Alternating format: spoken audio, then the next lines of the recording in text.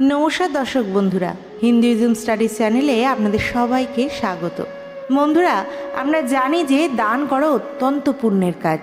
আমাদের যে যার সাধ্যমতো কিছু না কিছু দান অবশ্যই করা উচিত।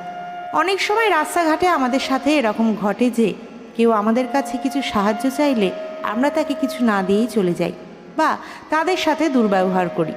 আবার অনেক সময় এরকমও হয় যে আমরা বুঝতে পারি ওই ব্যক্তি মিথ্যা ভিক্ষুক সেজে ভিক্ষা চাইছে, সে কারণে আমরা অনেক সময় ভিক্ষা দিই না বা সাহায্য করি না। কিন্তু আপনি কি জানেন, আমাদের সমাজে এমন একজন মানুষ আছেন যাকে না চাইতেও সাহায্য করতে হয়। হ্যাঁ বন্ধুরা, এই কথা আমি বলছি না, এই কথা বলছেন স্বয়ং ভগবান শ্রীকৃষ্ণ। আমরা যদি ভিক্ষুককে দান নাও করি, তার থেকেও হাজার গুণ বেশি অপরাধ হবে যদি আমরা এই একজন ব্যক্তিকে দান না করে অবহেলা করি এবং অবহেলা করে দূরে সরিয়ে দিই। কিন্তু এই ব্যক্তিটিকে আমরা যদি দান করি তাহলে এতে পূর্ণ হবে হাজার গুণ বেশি, কারণ এই দানে স্বয়ং ভগবান শ্রীকৃষ্ণ খুশি হন। তাহলে চলুন জেনে নেওয়া যাক কে সেই ব্যক্তি যাকে অবশ্যই আমাদের দান করা উচিত, সাহায্য করা উচিত, কখনো অবহেলা করে দূরে সরিয়ে দেওয়া উচিত নয়। তবে তার আগে আপনিও যদি চান ভগবান শ্রীকৃষ্ণের আশীর্বাদ সবসময় আপনার সাথে থাকে, তাহলে এই ভিডিওটিতে একটি লাইক করে কমেন্টে অবশ্যই জয় শ্রীকৃষ্ণ এবং রাধে রাধে অবশ্যই লিখবেন। প্রিয় দর্শক বন্ধুরা, শাস্ত্রে বলা হয়েছে দানের ফল পরকালে বর্তায়, অর্থাৎ আপনি এখন দান করবেন, সেটা আপনি পরকালে গিয়ে তার ফল পাবেন। আমরা অনেক সময় ভিক্ষুককে দেখা মাত্রই দান করে থাকি। কিছু ক্ষেত্রে ভিক্ষুকদের পেছনে কাজ করে থাকে এক প্রতারক চক্র, তখন সেই দান নিষ্ফল হয়। আবার আমরা অনেক সময় পথের ধারে রাস্তার আশেপাশে নোংরা পোশাক পরা এমন কিছু মানুষকে দেখতে পাই যারা নিজের ভালো মন্দ নিজেরাই বোঝে না, যারা খিদে পেলে নোংরা আবর্জনা হাতড়ে খাবার খোঁজে। তাদের আমরা মানসিক ভারসাম্যহীন বলে চিনি, আমরা অনেকে পাগল বলেও ডাকি। কিন্তু আপনারা কি জানেন, এদের সেবা করলে আপনাদের জীবন থেকে দূর হতে পারে রাহু, কেতু ও শনিদেবের অশুভ প্রভাব। আপনি পেতে পারেন দেবদেবীর আশীর্বাদ। আসলে বন্ধুরা, মানসিক ভারসাম্যহীন মানুষদের মন খুবই পবিত্র হয়, তাই এদের দান করলে আত্মকল্যাণ হয়। তাই আমাদের প্রত্যেকেরই উচিত মানসিক ভারসাম্যহীন কোনো মানুষকে দেখলে তাদেরকে সাহায্য করা। এতে শনিদেবের বক্রদৃষ্টির হাত থেকে মুক্তি মেলে। শনিবার দিনটি শনিদেবকে উৎসর্গ করা হয়।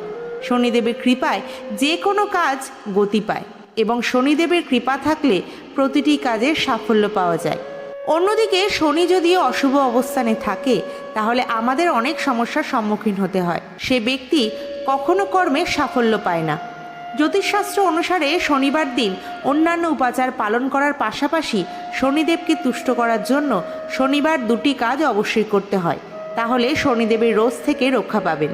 প্রথম কাজ হলো শনিবার কোনো অসহায়, দরিদ্র, ভারসাম্যহীন মানুষকে খাদ্য সামগ্রী দান করুন। এর ফলে শনিদেবের আশীর্বাদ লাভ হয়। শনিবার কোনো অভাবী, ভারসাম্যহীন মানুষকে বা কোনো ভিক্ষুককে কালো কাপড়, কালো কম্বল বা কোনো কালো জিনিস দান করতে পারলে শনিদেব তুষ্ট হন।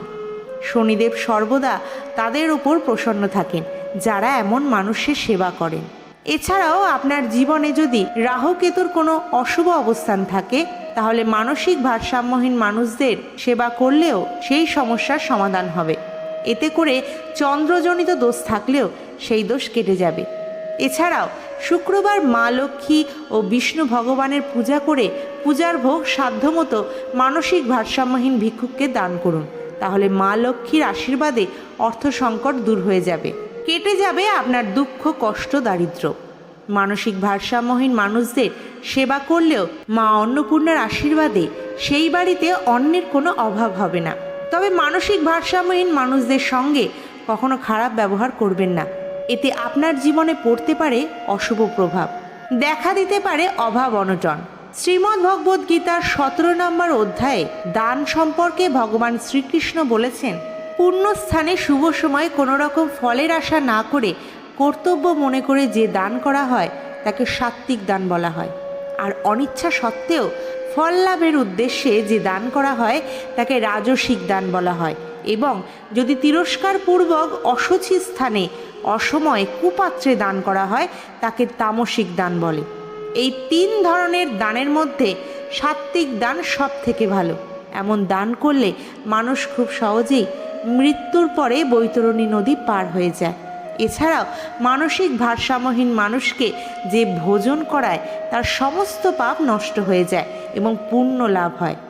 আমাদের শাস্ত্রে যেমন গোমাতার সেবা করার কথা বলা হয়েছে, তেমনি অন্যান্য পশু পাখিদের সেবা করার কথাও বর্ণিত হয়েছে।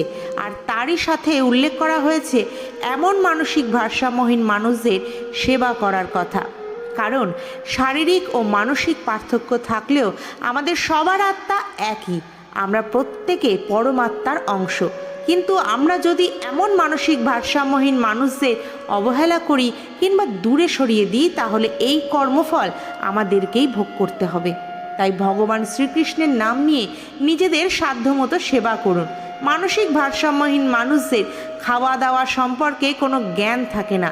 কারো কাছে ভিক্ষা চাইতে গেলে মানুষ পাগল বলে তাড়িয়ে দেয়। তাই এদের খাওয়ালে সব থেকে বেশি পুণ্য হয়। তবে দান করার আগে এটা ভাববেন না যে একে দান করে আমার কি লাভ, বা কাউকে দান করার পর এটা ভাববেন না যে একে দান করে আমি কি পেলাম। দান সবসময় নিঃস্বার্থভাবে করুন এবং গোপন রাখুন, এতে করে দানের সম্পূর্ণ পূর্ণ ফল পাওয়া যায়। তো বন্ধুরা, আজকের ভিডিও এখানেই শেষ করছি। আজকের ভিডিওটি আপনাদের কেমন লাগলো অবশ্যই কমেন্টে লিখে জানাবেন। আজকের ভিডিওটি যদি আপনাদের ভালো লেগে থাকে তাহলে অবশ্যই লাইক করে বন্ধুদের সাথে শেয়ার করে দেবেন, যাতে তারাও এই মূল্যবান তথ্যটি জানতে পারে। আর এই রকম ভিডিও দেখার জন্য আমাদের চ্যানেলটিকে অবশ্যই সাবস্ক্রাইব করবেন এবং যারা ফেসবুক থেকে দেখছেন তারা অবশ্যই আমার পেজটিকে ফলো করে রাখবেন, যাতে ভগবান শ্রীকৃষ্ণের আশীর্বাদে আপনার জীবনের সমস্ত দুঃখ কষ্ট ও সমস্যা দূর হয়।